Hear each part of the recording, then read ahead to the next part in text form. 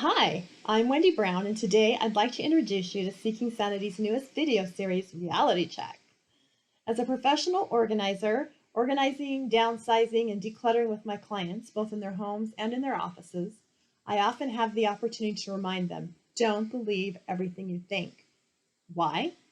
Because sometimes your brain just plays tricks on you.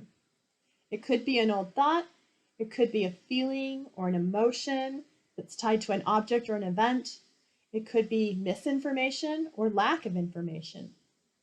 No matter the cause, if we take just a second to slow down and challenge that thought, oftentimes we realize that the thought is not our current reality.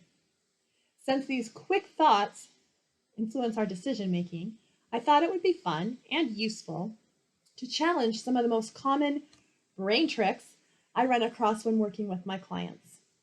Join us each month for a new video and see if you can relate.